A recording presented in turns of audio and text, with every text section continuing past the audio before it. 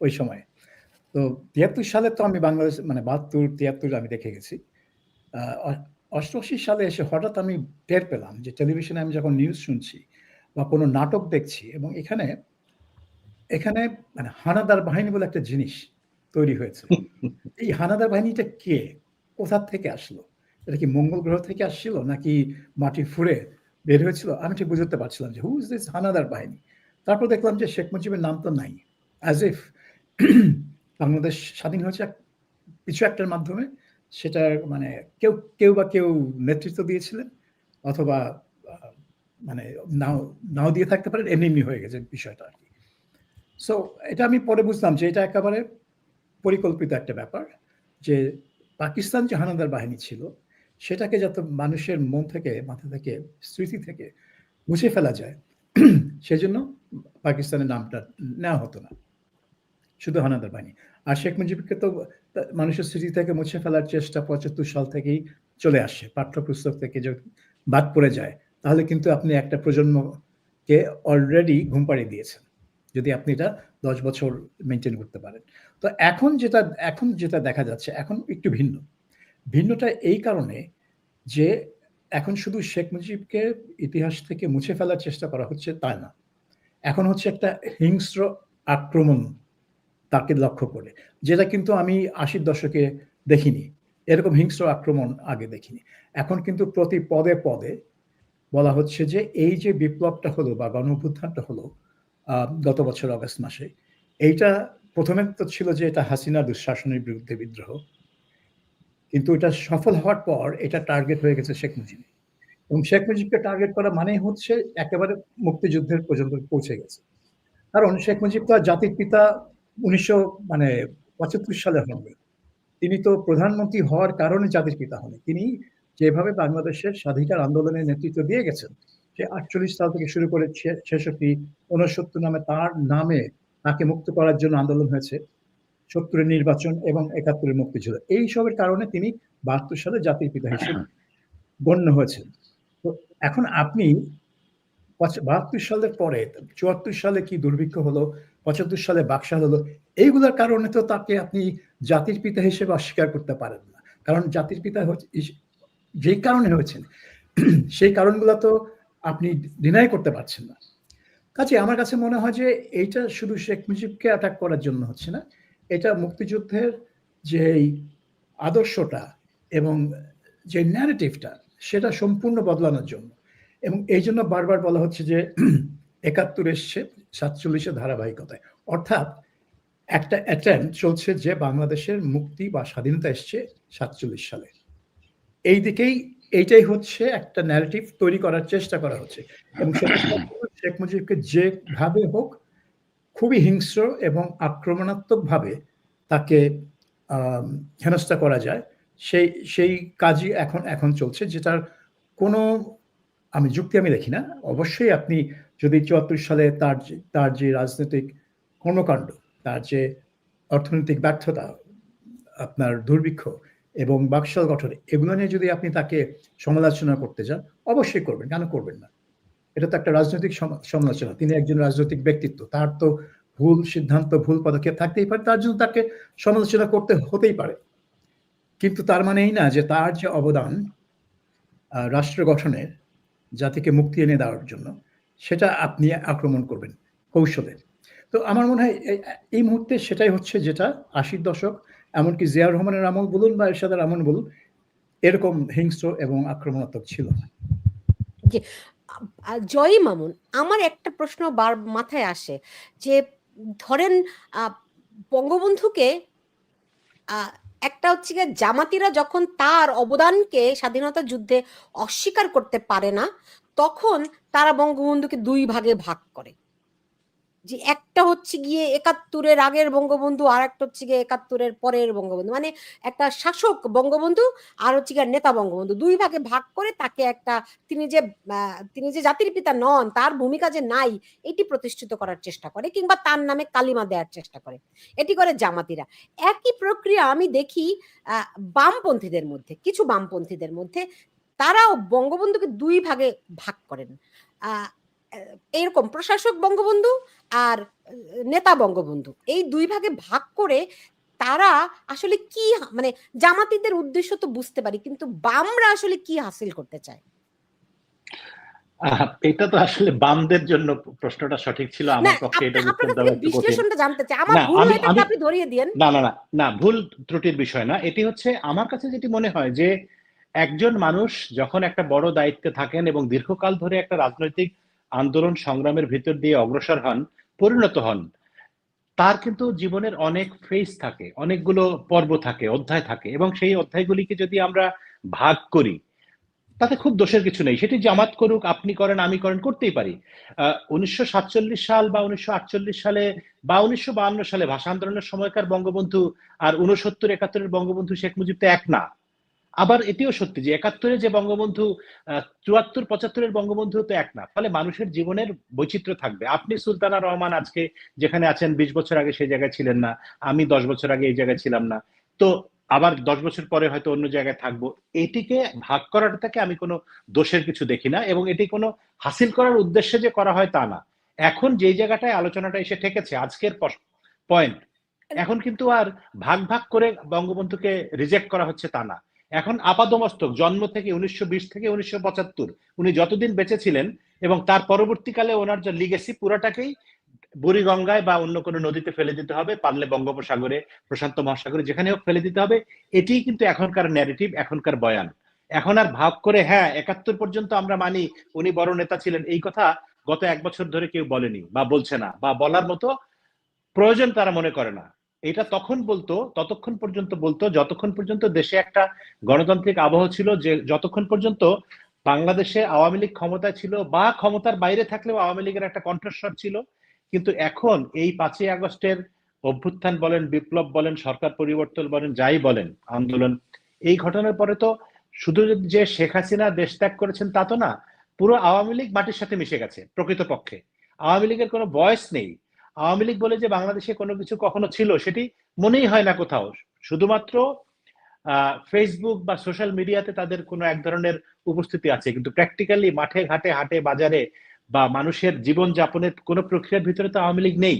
ফলে আওয়ামী বিরোধী শক্তি যারা এই 75 সাল থেকে শুরু করে এই গত 5ই আগস্টের আগের দিন পর্যন্ত ভয়ে ভয়ে আওয়ামী লীগের বিরুদ্ধে কথা বলতো, তারা এখন বুক ফুলিয়ে প্রবল প্রতাপে আওয়ামী লীগের বিরুদ্ধে, বঙ্গবন্ধু শেখ মুজিবুর রহমানের বিরুদ্ধে, শেখ হাসিনার বিরুদ্ধে অনেক কথা বলে।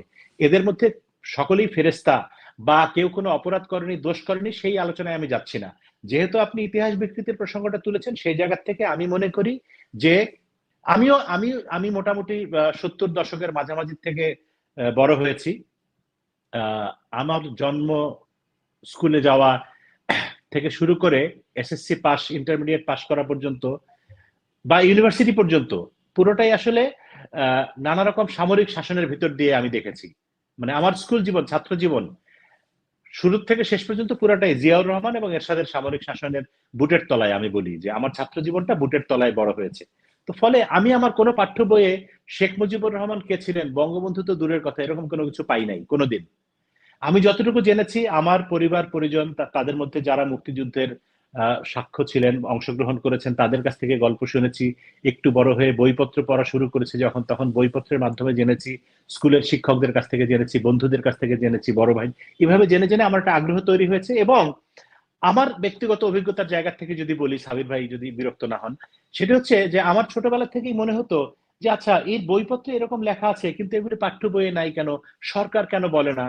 আমি বিদেশি ছোটবেলা থেকে ওই যে বিদেশি রেডিও টেলিভিশন এগুলি শুনতাম, দেখার চেষ্টা করতাম, ওই রেডিওতে চিঠি লিখে ওখান থেকে আবার ক্যালেন্ডার পাঠাতো, এরকম ভারতে কি বলে উদয়, সোভিয়েত ইউনিয়নের পত্রিকা উদয়ন, এগুলি পড়তাম, সেগুলিতে একরকম লেখা, আর বাংলাদেশের পত্রিকা আর এক রকম লেখা। এগুলি নিয়ে খুব ছোটবেলা থেকে আমার ভিতরে নানা রকম কনফ্লিক্ট তৈরি হতো, এবং এই কনফ্লিক্টটি কিন্তু আমাকে আসলে জানার আগ্রহ তৈরি করে যে আসলেই বাংলাদেশের মুক্তিযুদ্ধে কি হয়েছিল, বঙ্গবন্ধু শেখ মুজিবুর রহমান কে ছিলেন, কি ছিলেন, কেন তাকে খুন করা হলো, ইত্যাদি ইত্যাদি জানতে জানতে আমার ভিতরে যে কৌতূহলটা তৈরি হয়েছিল, এবং সেটাই আমাকে আসলে মুক্তিযুদ্ধের প্রতি, বঙ্গবন্ধুর প্রতি বা বাংলাদেশের স্বাধীনতা যুদ্ধের প্রতি আগ্রহী করে তোলে।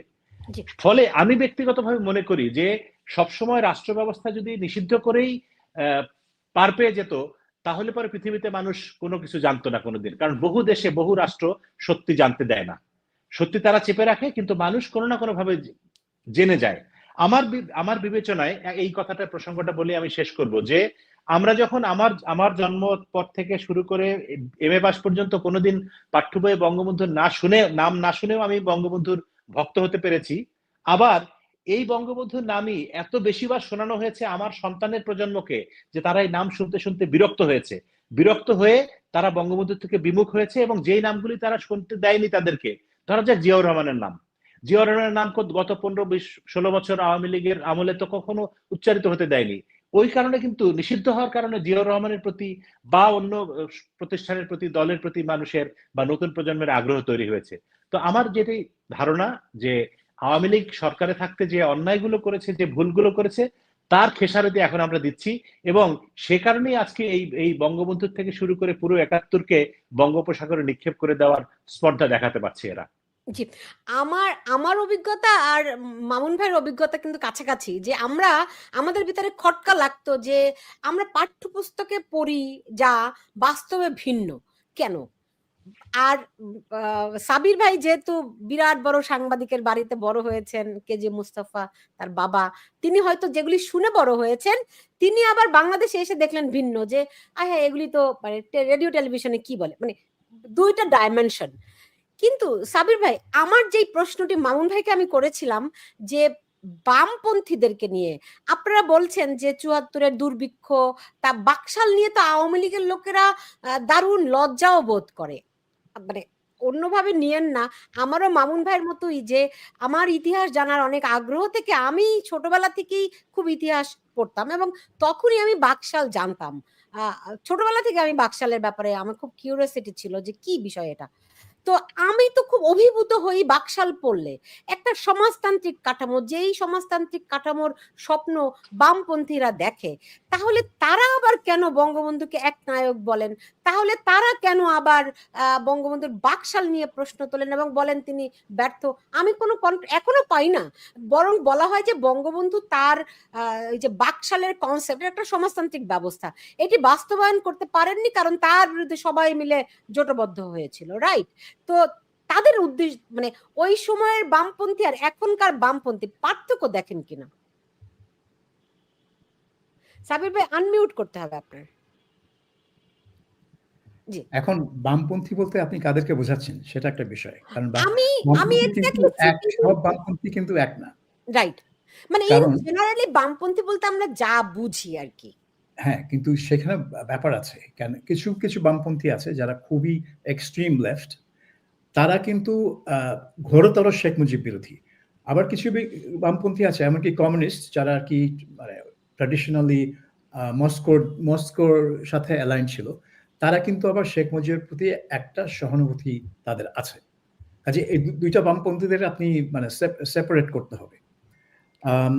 এখন আমি কোন বামপন্থী কি, আপনি মস্কোপন্থী বলেন, চীনাপন্থী বলেন, আর জোনায়েদ সাকিরা বলেন, যাদের কোনো পন্থাই নাই, কোন পন্থীকে আমি দেখি না যে বাকশালকে সাপোর্ট করে। একটি কথা কোনদিন বলেছে। আচ্ছা, বাকশালের ব্যাপারটা হচ্ছে ভিন্ন, কারণ বাংলাদেশে আপনি জানেন যে বাংলাদেশের মানুষ আসলে সবসময় চায় যে একটা গণতান্ত্রিক ব্যবস্থা।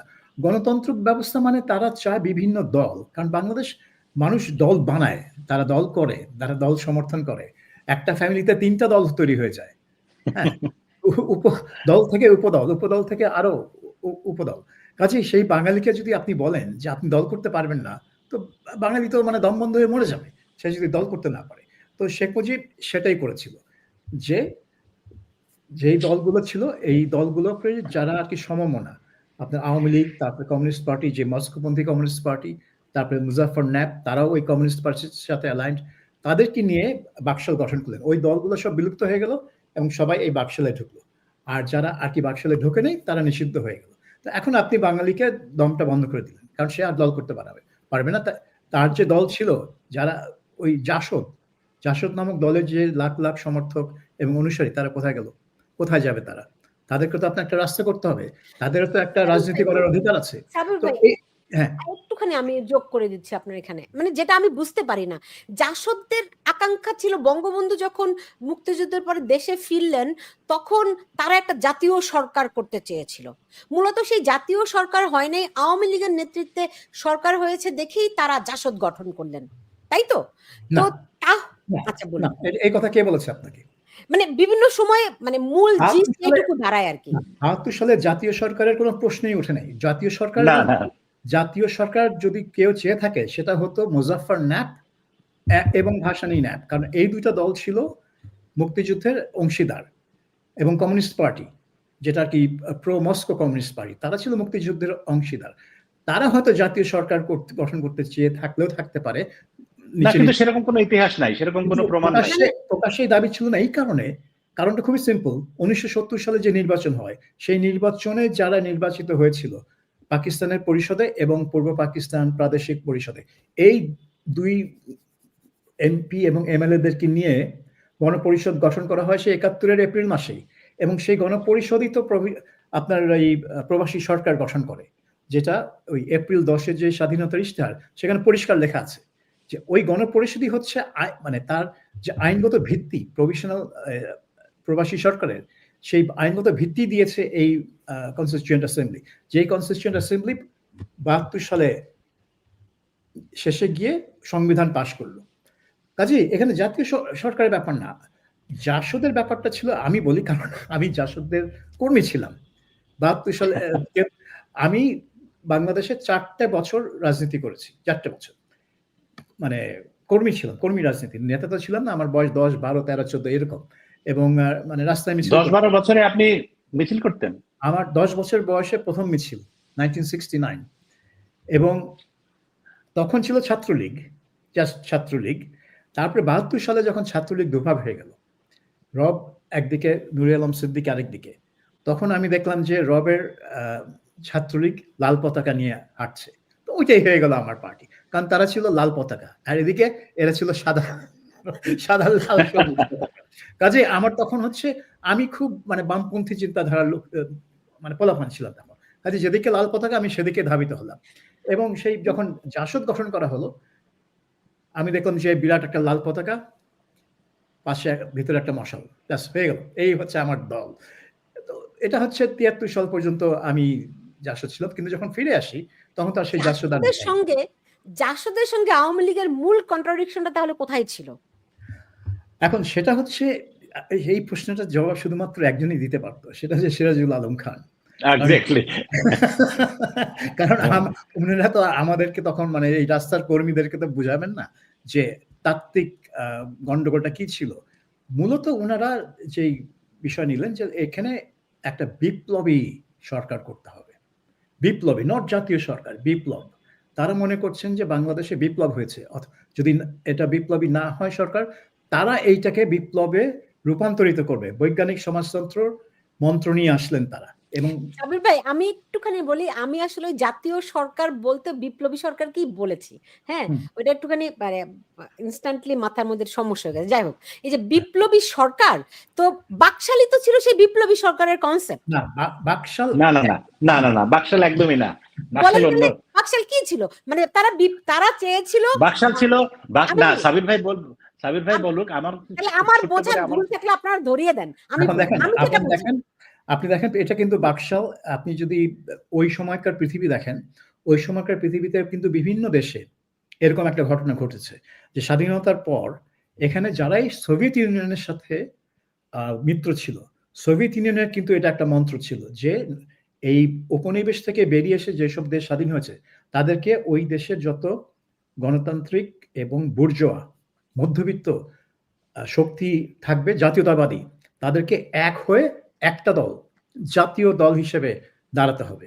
এবং আপনি দেখেন পূর্ব ইউরোপে যত দেশ ছিল যেখানে সোভিয়েত ইউনিয়নের নিয়ন্ত্রণে, ঠিক ওই কাজই তারা করেছে, কিন্তু বিভিন্ন দল নিয়ে তারা একটা দল করেছে, ওয়ান পার্টি। এবং আফ্রিকাতে একই কাণ্ড হয়েছে, কিন্তু বাংলাদেশে ঠিক এই কাণ্ডটাই হয়েছে, এবং এটাই হতে যাচ্ছিল। সেটি ব্যর্থ হওয়ার কারণেই না আজকে এত সমালোচনা। কিন্তু সফল হলে হয়তো চিলির মতো অথবা বলিভিয়ার মতো অথবা সোভিয়েত ইউনিয়ন খোদ সোভিয়েত বলশেভিক পার্টির মতো হয়তো দাঁড়িয়ে যেত, কিন্তু শেখ মুজিবুর রহমান, তার পরিবার, অন্যান্য নানা রকম ইস্যু আছে, সেই সব কারণে। আর সাবির ভাই যে কথাটা একটু আগে শুরুতে বলছিলেন, সেটি সবচেয়ে গুরুত্বপূর্ণ, যে বাংলাদেশের মানুষ আসলে দল করতে পছন্দ করে। আমাদের অনেক দল থাকবে, আমি এক দল, আমার ভাই আর এক দল, আমার ভাতিজা আর এক দল, আমার চাচা আর এক দল, আমরা মারামারি করব, চাঁদাবাজি করব, এটা সেটা করব, মানে এটা একটা উৎসব উৎসব ব্যাপার আর কি রাজনীতির মধ্যে। তো এই এক যে পার্টি দল করলে সবাই এক, ওই চীনের মতো, হ্যাঁ চীনের মতো, সোভিয়েত ইউনিয়নের মতো রাজনীতির জায়গা বাংলাদেশ না। এখানে বহু দলীয় গণতন্ত্র থাকবে, অথবা গণতন্ত্রের নামে হোয়াটএভার থাকবে, যেখানে আমরা অনেক কথা বলতে পারবো, অনেক মারামারি করতে পারবো, অনেক চাঁদাবাজি করতে পারবো, অনেক খাওয়া দাওয়া করতে পারবো। এটি হচ্ছে বাংলাদেশের গণতন্ত্রের প্র্যাকটিস, একদম তাহলে পাকিস্তান আমল আমার থেকে কাছে যতটুকু আমি জানি। কিন্তু বঙ্গবন্ধুকে বিরাট ভালোবাসি, বুঝছেন? তো সেজন্য আমি আবার একটা জিনিস বুঝতে পারি না, যে বঙ্গবন্ধু আমাদের জাতিকে, বাঙালি জাতিকে যতভাবে বুঝেছিলেন, এর চেয়ে ভালো কেউ বুঝেছে বলে আমার মনে হয় না। তো তারপরে তাইলে আমরা যে দলাদলি করতে পছন্দ করি, বঙ্গবন্ধু ওই জায়গাটা বুঝতে পারলেন না কেন? আপনি একটা জিনিস দেখেন, বঙ্গবন্ধু তার পুরো রাজনৈতিক ক্যারিয়ার, তার মতাদর্শ কি ছিল? তার মতাদর্শ তো একদলীয় শাসন ছিল না। তার মতাদর্শ ছিল ওই ব্রিটিশ সিস্টেমটা, ওয়েস্টমিনিস্টার তিনি আসলে সিস্টেমটা। জাতীয়তাবাদী নেতা ছিলেন। মানে শাসন ব্যবস্থাটা কি? জাতীয়তাবাদ তো তার আদর্শ হতে পারে। শাসন পদ্ধতিটা ছিল ব্রিটিশ সিস্টেম, পার্লামেন্টারি ডেমোক্রেসি।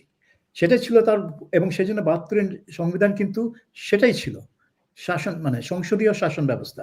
কিন্তু ৭৫ গিয়ে তিনি ওই সোভিয়েত ইউনিয়নের ট্র্যাপে পড়ে এই বাকশাল, ঠিক অন্যান্য দেশে তানজানিয়া এইসব দেশের মতো, পূর্ব ইউরোপীয় দেশের মতো একদলীয় শাসন ব্যবস্থা তিনি ক্যাম্প করলেন। এবং মানে সোভিয়েত ইউনিয়ন দেখেন এটা কত বছর টিকলো, তারপর তো সারা টিকতে পারেনি, তাদের তো পতন হলো।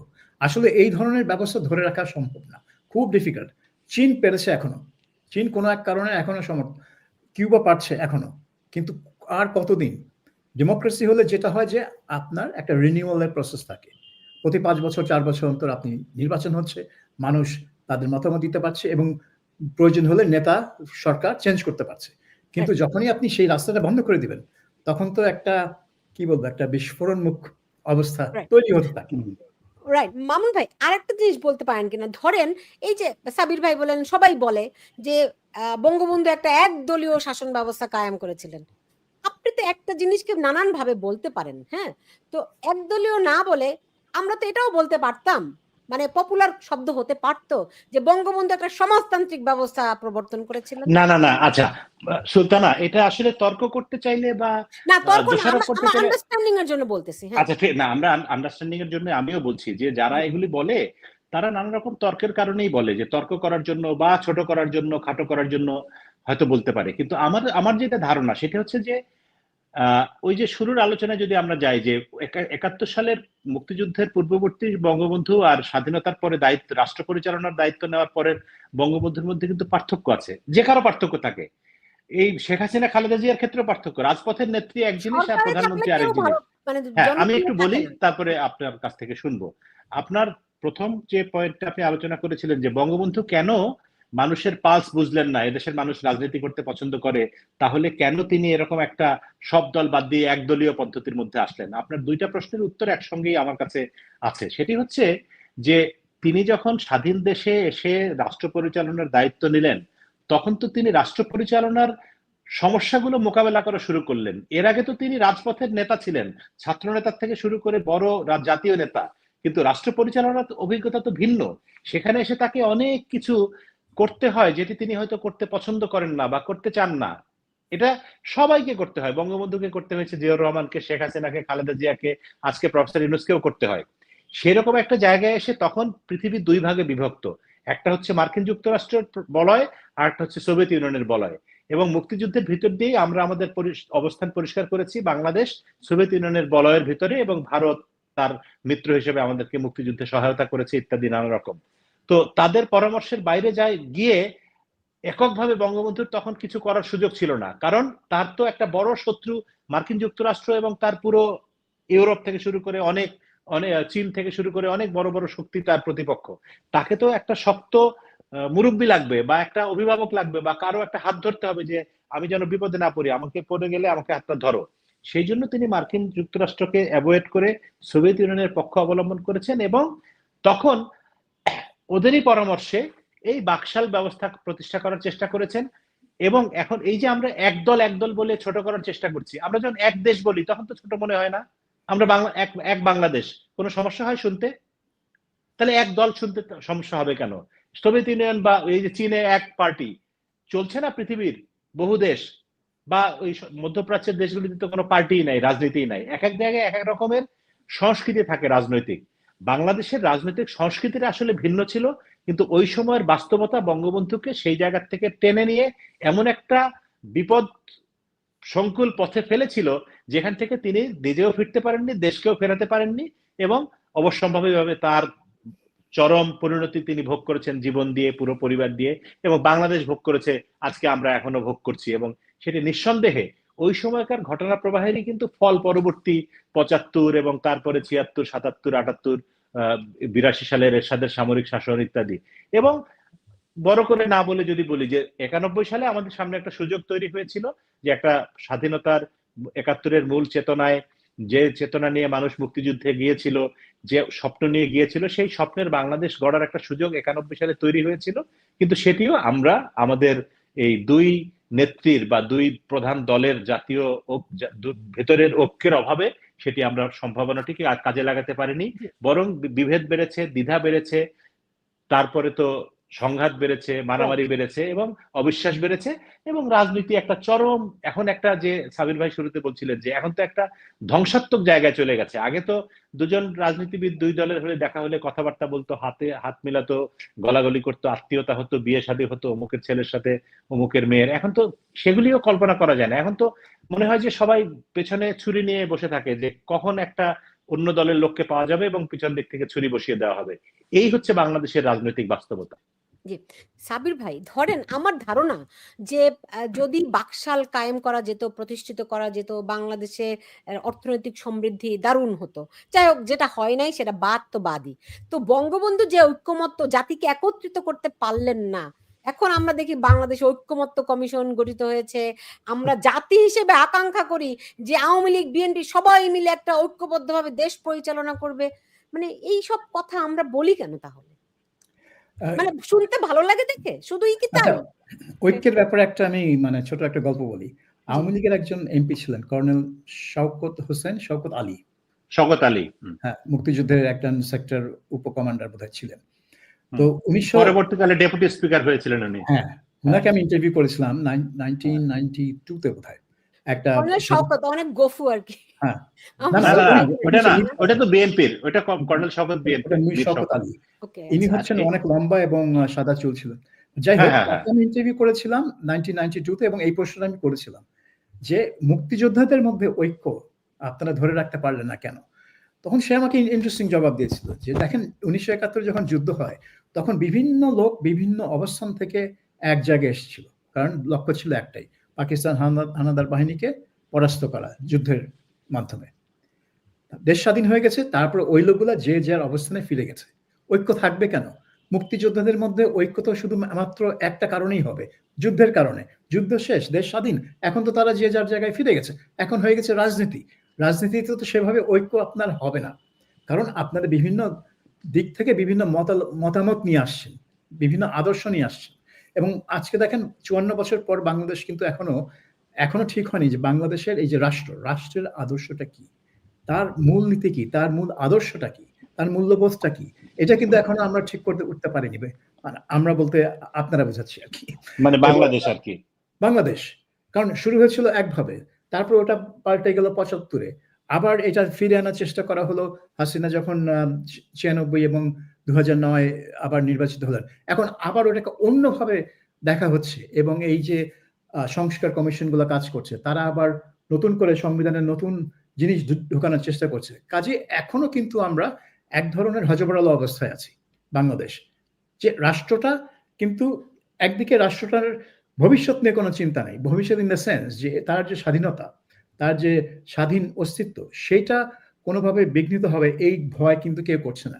কিন্তু রাষ্ট্রের এই স্বাধীন রাষ্ট্রের ভেতরে যে অস্থিতিশীলতা, সেটার পিছনে কারণই হচ্ছে যে 2-3 ধরনের রাজনৈতিক চিন্তাধারা একভাবে সাংঘর্ষিক পর্যায়ে চলে গেছে। সাংঘর্ষিক পর্যায়ে আগেও ছিল, একজনকে না একজনকে বিজয়ী হয়ে প্রতিষ্ঠিত হতে হবে, কিন্তু বাংলাদেশে সেটা সম্ভব হচ্ছে না। কেউ সেভাবে নিজের আদর্শকে দেশের আদর্শ হিসেবে প্রতিষ্ঠা করতে পারছে না। এইটা একটা বড় সমস্যা। যার ফলে আপনার কিছুদিন পরই আপনার এই জিনিসটা আসবে যে কে এই ইতিহাস বিকৃত করবে, সে ওই ইতিহাস বিকৃত করবে। হ্যাঁ, একবার আমার মনে আছে আমি যখন বাংলাদেশে সাংবাদিকতা করতাম, ডেইলি স্টারে ছিলাম। এক কলিগকে বলেছিলাম যে আওয়ামী লীগ আর বিএনপির মধ্যে একটা ভালো কম্প্রোমাইজ হয়ে যেতে পারে। বাংলাদেশি, বাঙালি। আচ্ছা ঠিক আছে। বাংলাদেশের রাষ্ট্র, আমরা বাংলাদেশি। আওয়ামী লীগ সেটা মেনে নিক। কিন্তু বাংলাদেশি জাতির পিতা হতে পারে শুধুমাত্র শেখ মুজিব। কারণ তিনি তো বাংলাদেশের প্রতিষ্ঠাতা। তো বিএনপি অ্যাকসেপ্ট করে নিক। ধরেন বাংলাদেশি হোক, বাঙালি হোক, হ্যাঁ? এখন ধরেন আমার এথনিসিটি বাঙালি, এথনিসিটি আমি জাতীয়তাবাদের কথা বলছি। জাতীয়তাবাদ তো আসে এথনিসিটি দিয়ে, রাইট? আপনি এটা কি দিয়ে বলবেন? আমরা সবাই বাংলাদেশি। আপনি যদি ভারতে আপনি আপনার জাতীয়তাবাদ এথনিসিটি থেকে আসে না। ভারতে দেখেন কত এথনিসিটি থেকে আসে। না, ভারতে কত এথনিসিটি, আপনার জাতীয়তা একটাই, তারা ভারতীয়। ধরেন সাবির ভাই, ধরেন আমি আমেরিকায় থাকি, ধরেন আমি আমেরিকান, এটা আমার ন্যাশনালিটি, রাইট? কিন্তু আমার এথনিসিটি কি? আমি বাঙালি। হ্যাঁ, দেন আমার এথনিসিটি বাঙালি, আপনার জাতীয়তা হচ্ছে আমেরিকান। এক্স্যাক্টলি, আমার জাতীয়তা আমেরিকান, আমার এথনিসিটি হচ্ছে গিয়ে আমি বাঙালি। এথনিসিটি ভিন্ন জিনিস। ভারতে আপনি মারাঠি পাবেন, পাঞ্জাবি পাবেন, বাঙালি পাবেন, সবই পাবেন, কিন্তু তারা ভারতীয়, রাইট? বাংলাদেশে আপনি বাঙালি পাবেন, ত্রিপুরা পাবেন, চাকমা পাবেন, ত্রিপুরা পাবেন। আচ্ছা, এই তর্কটা আসলে বৃথা। আমার মনে হয় যে আমরা মূল যে আলোচনার মধ্যে ছিলাম সেইখানে যদি একটু আসি। সরি, আমি ইন্টারাপ্ট করলাম। ঐক্যমত্য কমিশন নিয়ে কথা হচ্ছিল এবং এটি খুবই গুরুত্বপূর্ণ একটি বিষয় যে 1971 সালে বঙ্গবন্ধু মুক্তিযুদ্ধের আগে 7ই মার্চের ভাষণে আমরা বুঝি বা দেখি যে তখন তার একটি আঙুলের ইশারায় পুরো জাতি উঠতে বসত, মানে জাতিকে তিনি এতটাই ঐক্যবদ্ধ করতে পেরেছিলেন এবং তার নামে, তার ডাকে শেখ মুজিবের পথ ধরো, বাংলাদেশ স্বাধীন করো, এইসব স্লোগান দিয়ে মুক্তিযুদ্ধ হলো। ভালো কথা। তার মানে তিনি জাতির সকলের নেতা ছিলেন, মানে তাকে যারা পছন্দ করতেন না তাদেরও নেতা ছিলেন, কারণ বিকল্প কোনো দ্বিতীয় তৃতীয় ব্যক্তির কথা, নাম, চিন্তা কারো মাথায় তখন আসেনি। ভালো কথা। সেই তিনি যখন 2 বছর স্বাধীনতার পরবর্তী 2 বছর 2.5 বছরের মাথায় জাতিকে আর সেই ঐক্যের জায়গায় ধরে রাখতে পারলেন না, এবং তার পরবর্তীকালে আরো যারা নেতা নেত্রী এসছেন, শেখ হাসিনা, খালেদা জিয়া বা জিয়াউর রহমান, এরশাদ, অনেকেই তো বাংলাদেশের রাষ্ট্র ক্ষমতায় এসছেন, কেউ কিন্তু আর জাতিকে ওই ঐক্যের কাছাকাছিও নিতে পারেনি, বরং দিন যত গেছে সেখানে ডিভিশন আরো বেড়েছে। এখন বাংলাদেশে ঐক্যমত্য কমিশনের নামে যে একটা কমিশন বা যে একটা প্রক্রিয়া চলছে বাংলাদেশে, সেখানে তো আরো ভয়ঙ্কর সব ঘটনা ঘটছে। তারা ঐক্যমত্য কমিশন এমন কিছু একটা করতে যাচ্ছে যেখানে বাংলাদেশের 30 to 40% মানুষের কোনো ধরনের কোনো রিপ্রেজেন্টেশন, মতামতের চিন্তাও করা হচ্ছে না। আমি বলছি, বাংলাদেশের রাজনৈতিক বাস্তবতায় আওয়ামী লীগ একটা রাজনৈতিক শক্তি। আপনি 71 সালের কথা যদি বাদও দেন, আজকেও যদি একটা সুষ্ঠু নিরপেক্ষ নির্বাচন হয়, আওয়ামী লীগ তো কিছু ভোট পাবে, সেটা 20%, 30%, যে কোনো একটা পার্সেন্টেজ তো ভোট পাবে। আমি বলছি না তারা 70-80% ভোট পেয়ে বিপুল সংখ্যাগরিষ্ঠতা নিয়ে রাতের ভোটের মতো ক্ষমতায় চলে যাবে, কিন্তু সেই জনগোষ্ঠীকে আপনি উপেক্ষা করছেন, এটি তো হতে পারে না। আওয়ামী লীগের নেতৃত্ব, শেখ হাসিনা অপরাধ করেছেন, শেখ হাসিনার বিচার করেন। ওবায়দুল কাদের অপরাধ করেছেন, অপরাধ করলে প্রমাণ করেন, আদালতে বিচার করেন। কিন্তু আওয়ামী লীগ ইটসেলফ একটা পলিটিক্যাল পার্টি। সেই পলিটিক্যাল পার্টির হাজার হাজার, লক্ষ লক্ষ, কোটি কোটি কর্মী সমর্থক আছেন, যাদেরকে আমরা গত 3 দিন আগে 15ই আগস্টে শহীদ, আমরা ধানমন্ডির 32 নম্বরে তাদের অনেককে যেতে দেখেছি। এই সরকারের প্রবল রক্তচক্ষু, ভয় ভীতি, পুলিশ, সেনাবাহিনী, মিলিটারি উপেক্ষা করেও কিন্তু তারা গেছেন। ছোট্ট করে হাতের মধ্যে ফুল নিয়ে একটা বয়স্ক মহিলা গিয়েছেন, রিক্সা চালক গিয়েছেন, একজন মাদ্রাসার শিক্ষক, আলেম গিয়েছেন, এরকম অনেক মানুষ গিয়েছে। আমি নিজে দেখেছি যে অনেকে যেতে পারেনি, দূর থেকে দেখেছে। তো এই মানুষগুলো তো কোনো অপরাধ করেনি, তারা বিদেশে টাকা পাচার করেনি, তারা কোনো সন্ত্রাসী কর্মকাণ্ডের সঙ্গে জড়িত ছিল না, তারা কাউকে খুন করেনি, কিন্তু তাদের মনের ভিতরে বঙ্গবন্ধু আছে, মনের ভিতরে আওয়ামী লীগ আছে, মনের মধ্যে বাংলাদেশের প্রতি, শেখ হাসিনার প্রতি বা ভালোবাসা আছে। ভালোবাসা আমার বাবার প্রতি থাকতে পারে। এখন আমার বাবা যদি কোনো দোষ করে, তার বিচার হবে না? আমি আমার বাবাকে ভালোবাসি বলে। তো আমার বাবা যদি অপরাধ করে থাকেন, বাবাকে বিচার করেন, কিন্তু আমাকে কেন আপনি কথা বলতে দিবেন না? আমাকে কেন রাস্তায় বের হতে দিবেন না? তো যে ঐক্যমত্য কমিশন বাংলাদেশে এই এত বিরাট সংখ্যক মানুষের মতামতকে উপেক্ষা করে একটা একপেশে ঐক্যমত প্রতিষ্ঠার চেষ্টা করে, এটাকে তো কোনোভাবে ঐক্যমত্য বলা সম্ভব না। এটা হচ্ছে তাদের একটা প্রেসক্রিপশন, তারা একটা একটা ফর্মুলার ভিতরে, একটা মেশিনের ভিতরে ঢুকিয়ে এটাকে তারা একটা জায়েজ করার ফর্মুলা তৈরি করেছে, যে সেই ফর্মুলার নাম দিয়েছে ঐক্যমত্য কমিশন। আসলে এই ঐক্যমত্য কমিশনের উদ্দেশ্য হচ্ছে ৭২-এর সংবিধানকে নাকচ করে, খারিজ করে এমন কিছু একটা ঢুকানো, যার মাধ্যমে ওই যে সাবির ভাই শুরুতে বলছিলেন যে বাংলাদেশের অভ্যুদয় হয়েছে আসলে ৭১-এর না, ওটা ৪৭-এর ভিতর দিয়ে, ৪৭-এর ধারাবাহিকতায় ৭১, এবং মূল স্বাধীন আমরা হয়েছি আসলে ২৪-এ এসে, এবং সেটাই হচ্ছে আমাদের আসল স্বাধীনতা। এই উদ্দেশ্য নিয়ে এই রাজনীতির যে বয়ান, এই বয়ান শব্দটাও আজকাল নতুন করে আমরা শুনতে পাচ্ছি, আগে এই সব শব্দ কম ব্যবহৃত হতো। কারণ আমিও তো সাবির ভাইয়ের কাছাকাছি না হলেও দীর্ঘদিন ৯১ সাল থেকে বাংলাদেশে সাংবাদিকতা করি, সেই হিসাব করলে তো ৩৪ বছর মোটামুটি হলো। তো এইরকম রাজনৈতিক বয়ান কখনো শুনি নাই যে একটা দলকে, গোষ্ঠীকে একদম বাদ দিয়ে, হ্যাঁ আওয়ামী লীগের আমলে যেটি হয়েছে যে জামাত ইসলামের রাজনীতি নিষিদ্ধ করে তাদের দলকে নিষিদ্ধ করা হয়েছিল, সেটির একটা ভিন্নতর বাস্তবতা ছিল। জামায়াতে ইসলামী ঐতিহাসিকভাবে স্বীকৃত, তাদের গোলাম আজমের নিজের মুখে আমি নিজে শুনেছি, তারা বলেছেন, বিভিন্ন জায়গায় লিখেছেন যে তারা বাংলাদেশের চাই নাই। এবং এই যে কিছুদিন আগে ব্যারিস্টার রাজ্জাক মারা গেলেন, তিনি ইন্টারভিউতে আমাদের সঙ্গে বলেছেন যে আমি বহু চেষ্টা করেছি জামায়াতকে দিয়ে ৭১-এর ভূমিকার জন্য ক্ষমা চাওয়ানোর এবং বাংলাদেশের রাজনীতির সঙ্গে একভূত হওয়ার। তো সেই বাস্তবতার সঙ্গে তো আপনি আওয়ামী লীগের বাস্তবতাকে মিলাতে পারবেন না। আওয়ামী লীগ অনেক লোককে হত্যা করেছে, আওয়ামী লীগের সরকারের সময় পুলিশ হত্যা করেছে, বিডিআর হত্যা করেছে, বা অন্যরা হত্যা করেছে, মিলিটারি হত্যা করে থাকতে পারে। তো এই সরকারের আমলে হচ্ছে। হত্যাকাণ্ড তো সকল হত্যাকাণ্ডই পাপ। একজনকে হত্যা করা, ওই যে হাদিস করেন, আমি তো অত ধর্মীয় শিক্ষায় শিক্ষিত না, কিন্তু শুনেছি বিজ্ঞজনেরা বলেন যে একজন মানুষকে যদি হত্যা করো তাহলে তুমি যেন পুরো মানবতাকে হত্যা করলা, আর একজন মানুষকে তুমি যদি বাঁচাও জীবন, তাহলে তুমি পুরো মানবতার জীবন বাঁচালে। এটা আমাদের মহানবী কোথাও বলেছেন, আমি জানি না কোন জায়গায় বলেছেন। তো তাহলে আমার বক্তব্য হচ্ছে যে একজন মানুষকে হত্যা করাও যদি অপরাধ হয়, একজন মানুষকে আমি যদি হত্যা করি আমার ফাঁসি হবে, আর ১,০০,০০০ মানুষকে হত্যা করলেও ফাঁসি হবে। হিটলারেরও ফাঁসি মানে হতো যদি বেঁচে থাকতো বা তাকে পাওয়া যেত এরকম সময়। আর একজন মানুষ যে চোরা একটা লোক পাড়ায় ছিনতাই করতে গিয়ে একজনকে পেটে ছুরি মেরে তাকে হত্যা, মানে তার মৃত্যুদণ্ড হলো। সেই বাস্তবতায় তাহলে প্রফেসর ইউনূসের সরকারের আমলে এই যে সেনাবাহিনীর গুলিতে সেদিন গোপালগঞ্জে মানুষ মারা গেল, আরো এখানে সেখানে মানুষ মারা গেল, এগুলির হুকুমের আসামি কে হবেন? এগুলোর জন্য কোনোদিন কোনো বিচার হবে না, মামলা হবে না। মামুন ভাই, আমি আপনি তো আমি শেষ করি, যেই কারণে আপনি না বললেন, আমি সেই আলোচনায় যাচ্ছি না, আমি কি সেটা বিষয় না। বিষয় হচ্ছে যে এমন কোন সরকার কি বাংলাদেশে কোনোদিন ছিল যেই সরকারের আমলে পুলিশের গুলিতে কেউ মারা যায়নি?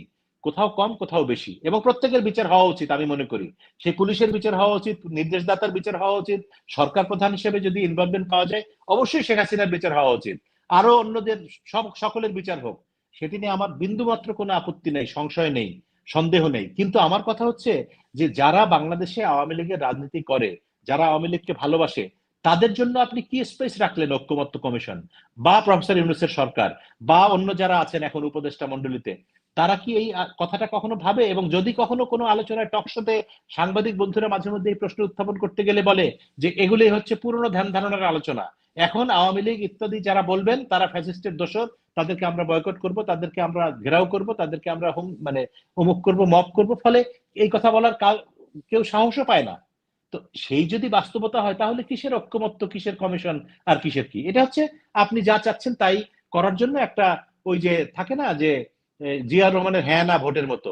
আমি তখন স্কুলে পড়তাম ছোটবেলায়, আমি বোধহয় ৩-৪০০ ভোট দিয়েছিলাম। স্কুলের বাক্স ছিল দুইটা, একটা হ্যাঁ লেখা, একটা না লেখা, ব্যালট বাক্স ছিল, এবং আমাদের মতো সব 1-2 এর বাচ্চারা ব্যালট বাক্স ভরে দিত, এবং পরের দিন বিরাট নির্বাচনের ফলাফল হলো যে হ্যাঁ, বিপুল ভোটে জিয়াউর রহমান হ্যাঁ জয়যুক্ত হয়েছে এবং তিনি বাংলাদেশের রাষ্ট্রপতি নির্বাচিত হয়েছে। প্লেন থেকে, হেলিকপ্টার থেকে করা হতো, পাঠানো হতো। আমার মনে আছে আমি গ্রামে ছিলাম তো তখন অত হেলিকপ্টার দেখি নাই, আমি সাধারণ অভিজ্ঞতার কথা বললাম। আমি বলছি যে বাংলাদেশের রাজনীতির কলঙ্ক আজকে নতুন না, এটাই ছিল সব সময়, কিন্তু এখন সেটি সকল সীমা ছাড়িয়ে গেছে। আমার মনে হয় আমি অনেক কথা বলেছি, সময়ও শেষ হয়ে আসছে। সাবির ভাই নিশ্চয়ই কিছু বলবেন। মামুন ভাই হচ্ছেন কালচারাল ফ্যাসিস্ট, তার মতো অনেক প্রথিতযশা সাংবাদিক, তারপরে তারকাদেরকে দেখলাম কালকে জুতো পেটা করা হচ্ছে ঢাকা বিশ্ববিদ্যালয়ে। তারকাদেরকে না, কারেকশন, তারকাদের ছবিকে, তারকাদেরকে না, ওই আর কি, শব্দ প্রয়োগে সচেতন হতে হবে আর কি। কেমন মামুন ভাই, ভয় লাগে? আপনি তো কেন ভয় হত্যা লাগবে? মামলারও আসামি ভাই। না না না না না না, এটা ভয়ের কি আছে? এটা তো হাস্যকর, মানে এটা আমার কাছে চরম হাস্যকর একটা ব্যাপার মনে হয় যে মানুষ কতটা নিম্ন রুচির হলে, নিম্ন প্রকৃতির হলে, যে একজন, আমরা যদি, এমন কোনো আইন নাই বাংলাদেশে যে কাউকে শ্রদ্ধা জানানো যাবে না, বঙ্গবন্ধুকে হোক, জিয়াউর রহমানকে হোক, বা ইভেন যে কারো একটা নিকৃষ্ট লোককেও যদি কেউ শ্রদ্ধা জানাতে চায়, তাকে শ্রদ্ধা জানাতে তো, এই যে কি বলে, যুদ্ধাপরাধীদের যাদের ফাঁসি হয়েছে তাদেরকে মানুষ শ্রদ্ধা জানে না, তাদের দলের অনুসারীরা, এই যে দেলোয়ার হোসেন সাঈদীকে বা সাকা চৌধুরীকে, কাদের মোল্লাকে জামাতের নেতারা গিয়ে শ্রদ্ধা জানায় না? তো সেখানে কি কেউ তাদেরকে বাধা দিতে যায়? যে কোনো প্রেস সেক্রেটারি বলেছে কোনোদিন যে এই ওকে শ্রদ্ধা জানাতে গেলে তোমাদেরকে আইনগত ব্যবস্থা নেওয়া হবে? কি আইন আছে প্রেস সেক্রেটারির হাতে? দাঁড়াও আমি শেষ করি। তুমি না না না ভাই, তুমি একটা প্রশ্ন করেছো, সেটার উত্তরটা তো শুনতে হবে তোমাকে, তারপরে না অন্য বিষয় আসবে। আমি যেটা বলতে চাচ্ছিলাম সেটি হচ্ছে যে শ্রদ্ধা জানানোর কোনো আইন নাই বাংলাদেশে, যে শ্রদ্ধা জানানো যাবে না সেরকম আইন আগে পাশ করতে হবে, তারপরে এই প্রেস সেক্রেটারিকে বলতে হবে যে বাংলাদেশের এই দণ্ডবিধির এত ধারা অনুসারে যদি কেউ শ্রদ্ধা জানাতে যায় শেখ মুজিবের বাড়িতে, তাহলে তাকে শাস্তি দেওয়া হবে। তো কোনো আইন তো নাই। গায়ের জোরে তো কথা বলা যায় না, গায়ের জোরে কথা বলতে পারে আহাম্মক লোকজন। তো আমি তো এটি আমার মুখে উচ্চারণ করতে চাই না যে সরকারের একজন দায়িত্বশীল ব্যক্তি এরকম আহাম্মকের মতো কথাবার্তা কেন বলবেন। এক, দ্বিতীয় হচ্ছে পুলিশ মাঝে মধ্যে প্রেস বিজ্ঞপ্তি দিয়ে সমাবেশ নিষিদ্ধ করার ঘোষণা দেয় যে অত তারিখে অমুক জায়গায় পার্টিকুলার কয়েকটা জায়গা থাকে যে কেউ সমাবেত হতে পারবে না, যেমন প্রধান উপদেষ্টার বাড়ির সামনে, প্রধানমন্ত্রী কার্যালয়ের সামনে, বা রাষ্ট্রপতির বাড়ির সামনে, ক্যান্টনমেন্টে বিশেষ বিশেষ জায়গা থাকে। সেরকম যদি হতো যে ঢাকা মহানগর পুলিশ একটা বিজ্ঞপ্তি দিয়েছে যে 15ই আগস্ট সকাল বা আগের রাত, মধ্যরাত থেকে শুরু করে পরবর্তী 24 ঘন্টা ধানমন্ডি 32 নম্বর এলাকায় আইন শৃঙ্খলা পরিস্থিতির অবনতি হতে পারে এই আশঙ্কায় একটা সভা সমাবেশ নিষিদ্ধ করা হলো, তারপরেও ইন্ডিভিজুয়ালি আপনি আমি গিয়ে ফুল দিয়ে গোপনে চলে আসতে পারি, আমরা সভা সমাবেশ মিছিল করব না।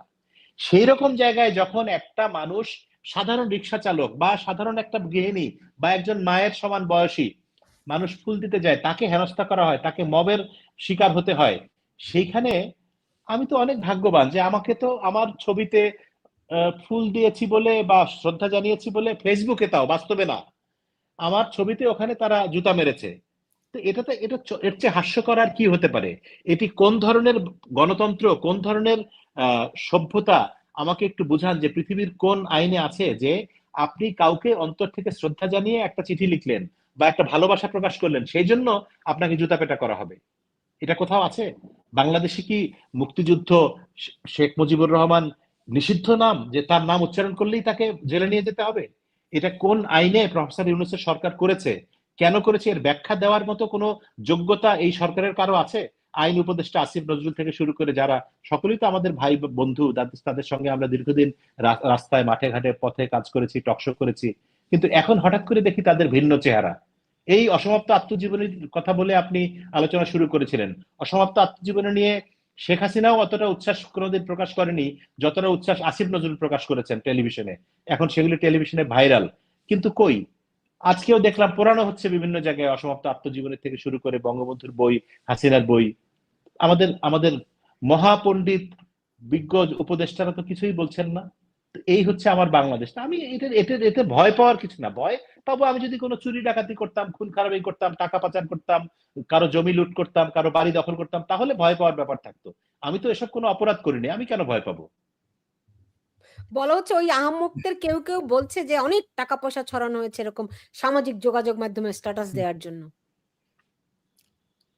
আচ্ছা, আমি আহাম্মকরা তো কত কিছু বলে, সেটা প্রমাণ দিন। জি সাবির ভাই প্লিজ বলেন। জয়মা, জি নিশ্চয়ই। আপনার কথা শুনতে শুনতে আমার মাথা ব্যথা হয়ে যাচ্ছে, আমার কিছু বলতে হবে। হ্যাঁ, সরি ভাই। না, কারণ একটানা একজন বলে গেলে একটু সমস্যা হয় দর্শকের জন্য।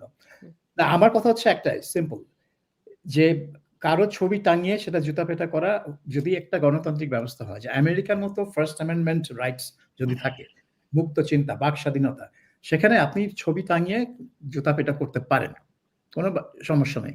কিন্তু সেই সাথে যে কারোর স্বাধীনতা থাকবে, যে কোথাও গিয়েও যে কারোর জন্য শ্রদ্ধা জানানো। আপনি যদি দুইটা রাইট যদি একসাথে দিতে পারেন, তাহলে আপনি বলতে পারেন যে ওই জুতা পেটা যারা করছে একটা ছবির উপরে, তাদের জুতা পেটা করার অধিকার আছে, কিন্তু তারা কি ধরনের, তাদের মূল্যবোধ কি সেটা লোকে বুঝবে, যে তাদের রুচি কি, তাদের মূল্যবোধ কি, এবং সেই লোকজন তাদেরকে সেভাবে জাজ করবে।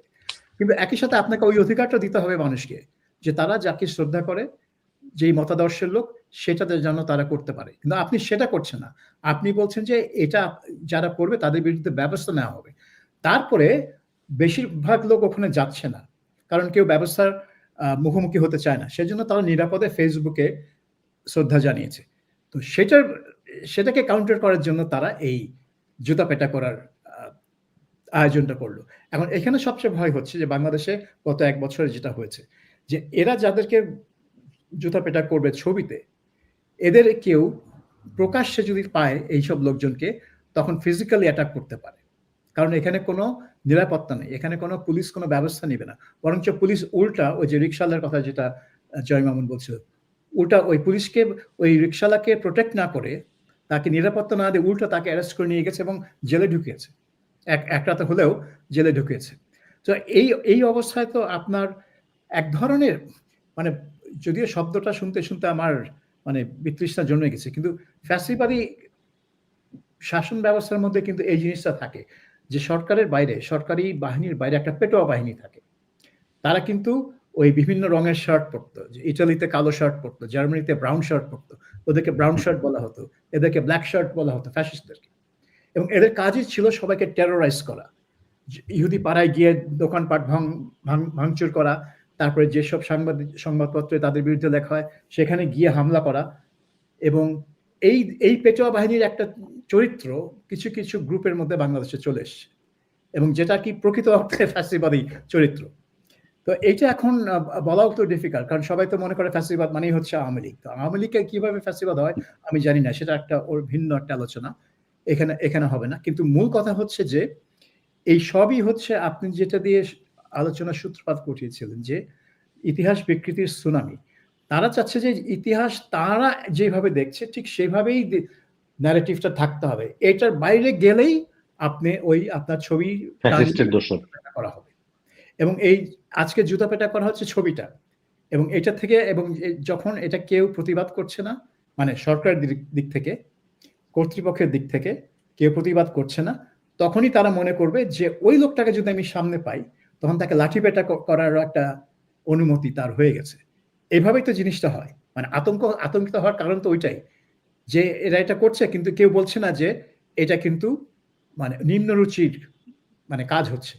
এখানে তোমাদের যে মূল্যবোধের প্রকাশ পাচ্ছে সেটা গণতান্ত্রিক মূল্যবোধ না, এটা বরঞ্চ এক ধরনের ফ্যাসিবাদী মূল্যবোধের বহিঃপ্রকাশ ঘটছে। এটা তা কেউ তাদেরকে বলছে না। ইউনূস তো বলছে না, সরকারের কেউ বলছে না। ইউনূস তো এসব কথা বলতে পারতো, বলে সে নিজেকে মানে এই ধরনের রাজনীতির উপরে নিয়ে যেতে পারতো, কিন্তু তিনি সেটা করেননি। বরঞ্চ তিনি ওই রাজনীতির সাথেই আছেন। এবং এটা হচ্ছে সবচেয়ে দুঃখজনক বাংলাদেশের এই গত ১ বছরের ঘটনা বলেছি। তিনি যেটা করতে পারতেন জাতিকে ঐক্যবদ্ধ করার জন্য, সেটা তিনি করেননি। কারণ তিনি ধরে নিয়েছেন যে এই ছাত্ররা তাকে নিয়োগ করেছে, ছাত্ররা তার নিয়োগ করতে, দেয়ারফর তারা যেটা চায় সেটাই করতে হবে, ওনাকে প্রশ্রয় দিয়ে যাবেন। এবং তারা যতই অন্যায় করুক না কেন তিনি নীরব থাকবেন, এবং নীরবতার মাধ্যমে তিনি প্রশ্রয় দিয়ে গেছেন। কিন্তু এখন তো তিনি ছাত্রদের কথা বলছেন না, এখন তিনি জনতার কথা বলছেন। ছাত্ররা আউট হয়ে গেছে। কারণ ওই ছাত্ররা আর ছাত্র নেই, তারা তো জনতার কাতারে চলে গেছে। মানে ১ বছরে কি তারা ম্যাচিউর হয়ে গেছে, জনতা হয়ে গেছে? হ্যাঁ,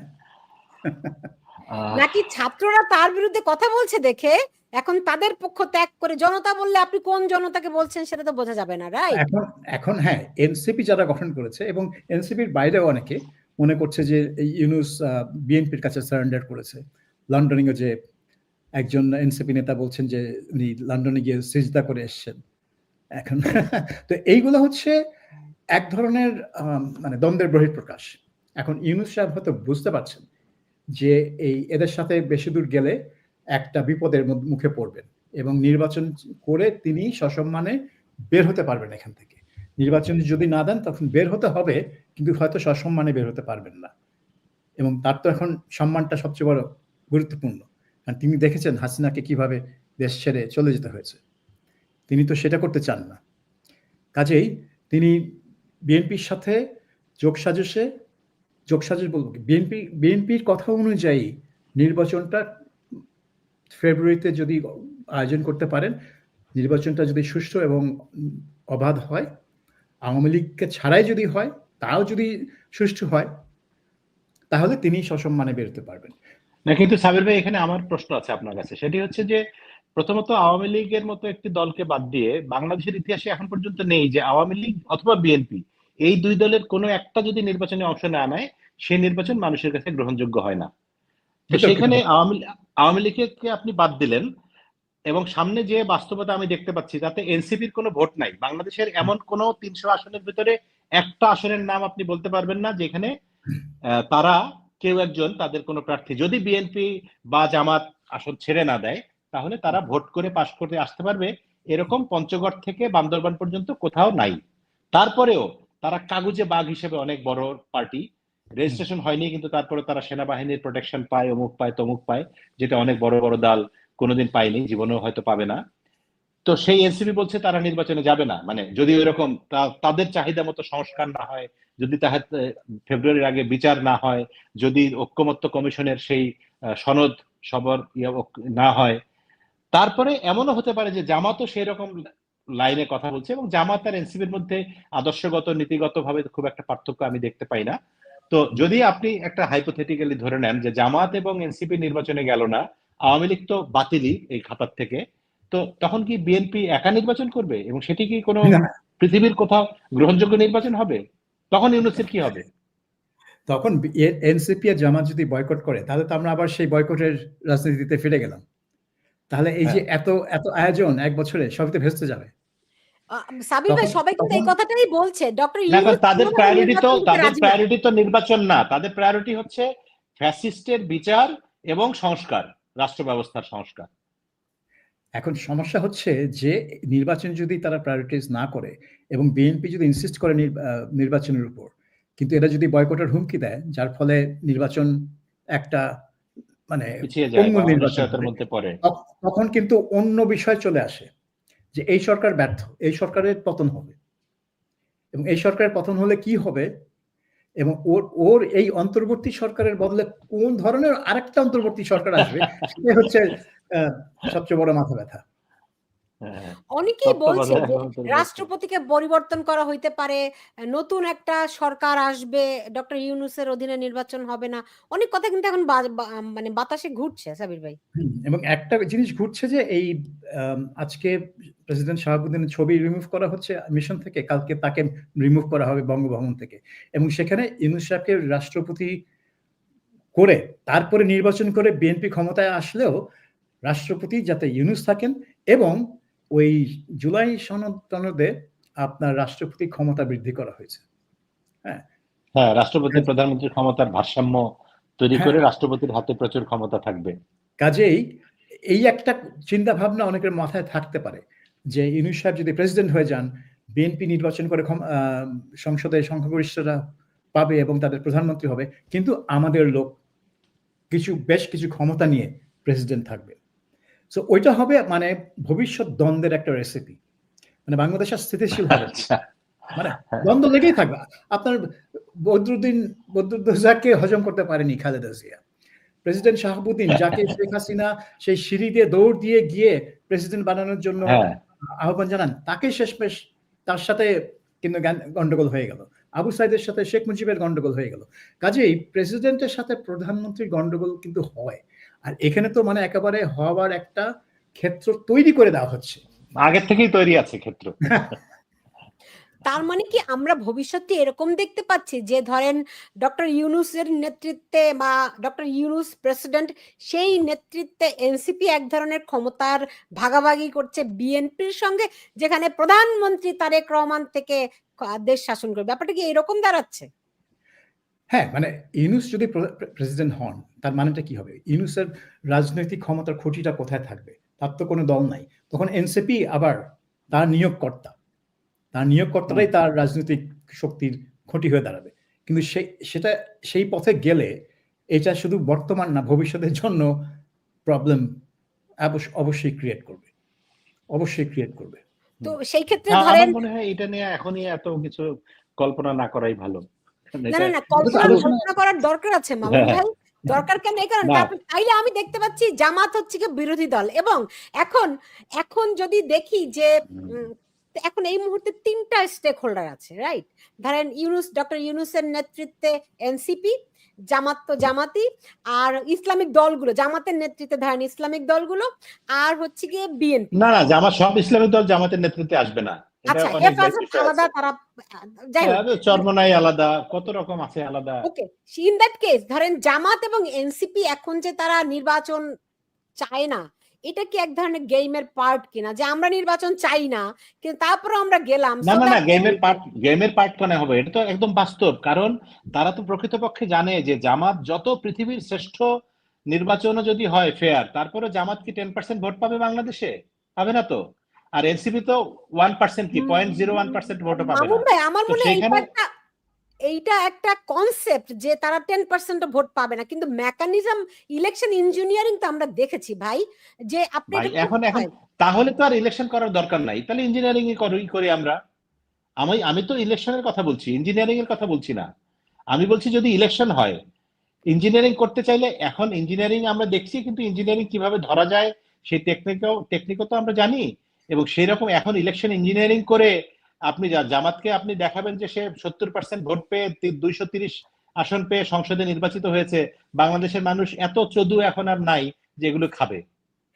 জি, ফলে কিন্তু ওই ইঞ্জিনিয়ারিং এর গল্প বলে লাভ নাই।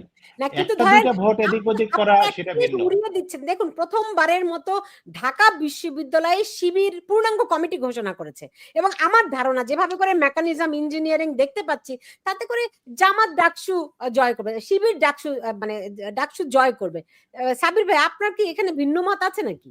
তাইলে কেন না ন্যাশনাল ইলেকশন আমরা ধরে নিচ্ছি যে জামাত খুব একটা সুবিধা করতে পারবে না? না, শিবির যদি ডাকসুতে ভিপি জিএস পদগুলো যেতেও, তার মানে এই না যে জামাত দেশে 30টা আসন হ্যাঁ, পেয়ে যাবে, 300 মানে প্রশ্নই 150 ওঠে দূরে না। থাক।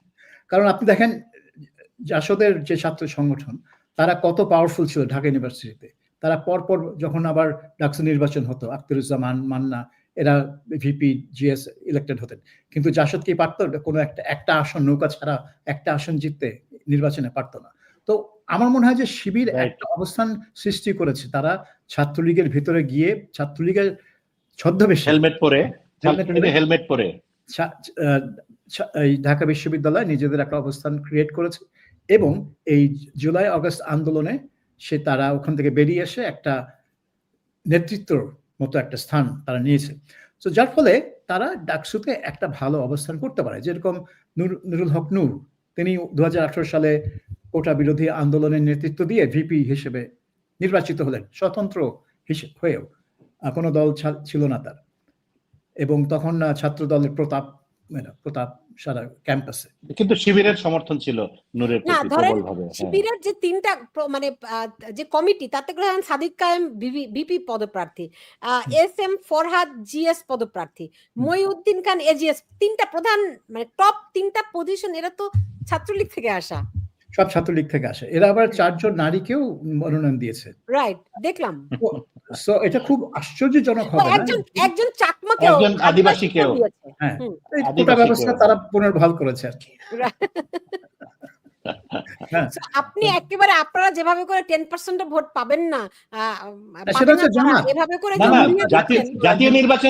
জাতীয় নির্বাচনে আমি বাজি ধরতে রাজি আছি যে কারোর সঙ্গে, যে 10% ভোট জামাত পাবে না যদি নির্বাচন হয়, ইঞ্জিনিয়ারিং না। আপনি যদি নির্বাচন ডাকসু হয় বা বলে, ইউকসু, কিন্তু ডাকসু ভাই, আমরা তো একটা ডিফারেন্ট সিচুয়েশনের মধ্যে আছি। না এখন সেই আলোচনা আমি কেন যাব, যে আমি ধরেই যদি নেই যে নির্বাচন হবে না, একটা কারসাজি করে কারচুপি করে, তাহলে শেখ হাসিনার কি দোষ ছিল? তাহলে শেখ হাসিনাই ভালো ছিল। আপনিও যদি চুরি করেন ভোট, তাহলে শেখ হাসিনার ভোট চুরিতে সমস্যা কি ছিল? মাঝখান দিয়ে এত ভাঙচুর হতো না, এত প্রাণহানি হতো না, এত মানুষ মরতো না, ছাত্র মরতো না, পুলিশ মরতো না, আপনি আমিও ভালো থাকতাম, এরাও ভালো থাকতো, শিবিররা হেলমেট পরে থাকতো।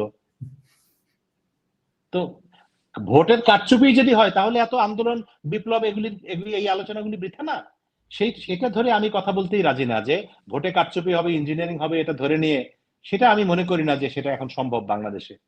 এত স্পর্ধা জামাতের বা ইউনূস সরকার, কারচুপি করে তারা এনসিপি কে, জামাতকে ক্ষমতায় বসিয়ে দিবে, এত সাহস রাখে না। সাবির ছাত্র জনতা যারা আন্দোলন করেছে, তারা শুধুমাত্র এনসিপি না, কিন্তু এর বাইরেও অনেক ছাত্র জনতা আছে বাংলাদেশে। সেটা সকলেই আমরা জানি, কম বেশি সরকারও নিশ্চয়ই জানে। এখন তাদেরকে তো আপনি দমন করে রেখেছেন, তাদেরকে তাদেরকে তো মানে আচ্ছা, তাদেরকে তো আমার এই আপনি আলোচনাটা শেষ করতে হবে ভাই, 1 ঘন্টার বেশি হয়েছে। আমি আমি আমার শরীরটা ভালো না, আমি আগেই বলেছিলাম। এখন একের পর এক আমরা যদি ডাকসু নির্বাচনে না অনন্তকাল এটা পর্যন্ত ধারাবাহিক ভাবে পৃথিবীর আসুক সকল একদম। নির্বাচনের হ্যাঁ সুনামি চলছে এখানে। হ্যাঁ হ্যাঁ না হ্যাঁ এখন হ্যাঁ, ইতিহাসে আমাকে মুক্তিযুদ্ধের একটা জিনিস ইতিহাসে বলুন ছিলাম, তো, সেখানেই থাকি। হ্যাঁ শেষ করি এই যে আমরা, একটু বঙ্গবন্ধুর কনক্লুড অসমাপ্ত করি। আত্মজীবনী বঙ্গবন্ধু লেখেন নাই, মুক্তিযুদ্ধে 2000 লোক শহীদ হয়েছেন, হ্যাঁ এই সমস্ত কথাবার্তা বলার উদ্দেশ্য, যদিও মামুন ভাই প্রথমেই খারিজ করে দিয়েছেন যে এগুলি হয় না, কিন্তু নতুন করে তাদের ইন্টেনশনটা কি সাবির ভাই? আমার কাছে মনে হয়েছে যে এই গণঅভ্যুত্থানের ১ বছর পার হলো এবং ১৫ই আগস্ট দ্বিতীয়বার আসলো এবং এই ১৫ই আগস্টে তারা হয়তো খেয়াল করেছে যে মানুষের মধ্যে শেখ মুজিবের প্রতি শ্রদ্ধা দেখানোর প্রবণতাটা গত বছরের চেয়ে অনেক, অনেক বেশি।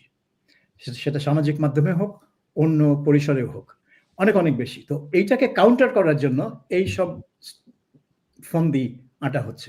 হঠাৎ করে অসমাপ্ত আত্মজীবনী লিখেছেন অমুক পাটোয়ারি সাহেব এবং এত টাকা দিয়ে এত ফ্ল্যাট পেয়ে, এবং সাথে, সাথে দেখেন দুদক কিন্তু একটা তদন্ত ঘোষণা করে দিয়েছে। Very fast. Very fast. মানে এটা হচ্ছে একটা প্ল্যান দিয়ে যে এই গুজবটা ছড়াও, আমরা তার বিরুদ্ধে তদন্ত শুরু করে দেবো। কারণ দুদকের তদন্তে যদি বের হয় যে তিনি অবৈধভাবে ফ্ল্যাট পেয়েছেন, গাড়ি পেয়েছেন, টাকা পেয়েছেন, তাহলে তো এস্টাবলিশ যে কিসের জন্য পেয়েছেন, উনি অসমাপ্ত আত্মজীবনী লিখেছেন। তো এইটা করাই হয়েছে শেখ মুজিবকে কাউন্টার করার জন্য, তার প্রতি যে একটা মানে পুনরায় শ্রদ্ধার যে একটা প্রবণতাটা প্রকাশ পাচ্ছিল সেটাকে কাউন্টার করার জন্য এই জিনিসটা, এবং সেই সাথে সাথে আরো অনেক ঘটনা ঘটছে শেখ মুজিবের ইতিহাস, যেটা আমি বলছিলাম যে খুব হিংসাত্মক আক্রমণ তার ওই তার লেগাসিকে লক্ষ্য করে, এই যেটা আগে আমি কখনো দেখিনি। বিএনপির আমল তো দেখিনি, এমনকি এরশাদের আমলও দেখিনি, যেটা এই সময় দেখছি। কাছে এইটা আমার মনে হয় যে এই শেখ মুজিবের প্রতি যে মানুষের শ্রদ্ধা সেটা যাতে আর বাড়তে না পারে, বা অ্যাটলিস্ট সামহাউ এটাকে কাউন্টার করা যায়, সেই লক্ষ্য নিয়ে এটা করা হচ্ছে। জি, তো সেই লক্ষ্য কি সফল হবে মামুন ভাই? শেষ প্রশ্ন। কোনো ষড়যন্ত্রই কখনো সফল হয় না।